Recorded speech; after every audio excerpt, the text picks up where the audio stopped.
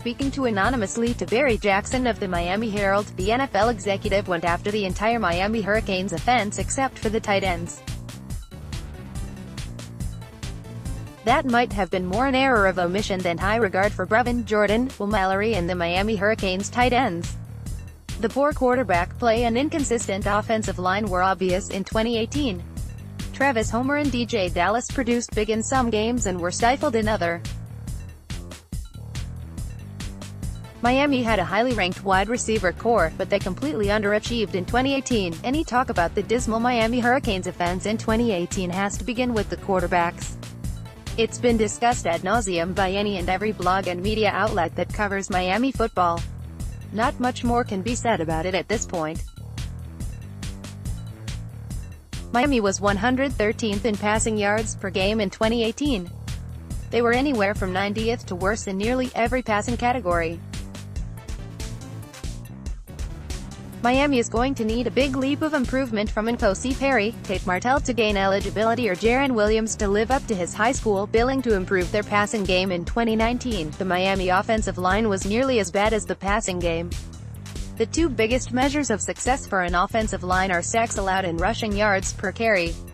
Miami finished a mediocre 59th in sacks allowed last season. The Hurricanes were much better run blocking, finishing 24th nationally.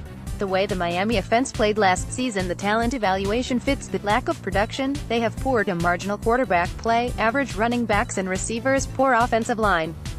Nowhere on offense were they above average. Not nearly as athletic as they've been in the past.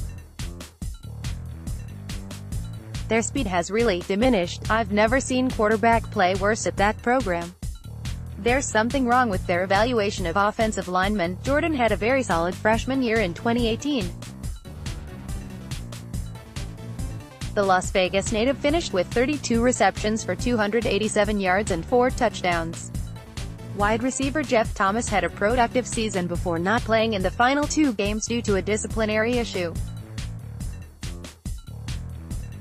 Thomas led Miami with 35 receptions for 563 yards and 3 touchdowns. He was explosive at times on special teams. He added another 481 return yards and spectacular punt return touchdown at Virginia Tech. Miami did a great job in the off-season upgrading the talent. Since Diaz took over, the Hurricanes have added 6 players through the transfer portal to add to the 2 that signed in December before Mark Richt's resignation. In addition to Martell, Miami added graduate transfer wide receiver K.J. Osborne from Buffalo. Left tackle Tommy Kennedy from Buffalo is likely to be the starting left tackle in 2019. Asa Martin was the Alabama High School Player of the Year in 2017. He comes from Auburn. Martin will give the Hurricanes a big boost in the backfield likely in 2020. It doesn't appear if he applies for a waiver to play in 2019 that he would receive one. Next, Miami football has next Meyer, Saban, Swinney and Manny Diaz. The rest of the transfers for the Hurricanes are on defense. Manny Diaz and his staff are off to a good start in 2020 recruiting cycle. The Hurricanes currently have the nation's 3rd-ranked recruiting class. They need to hold on to those commitments for 10 months and make sure that class stays intact.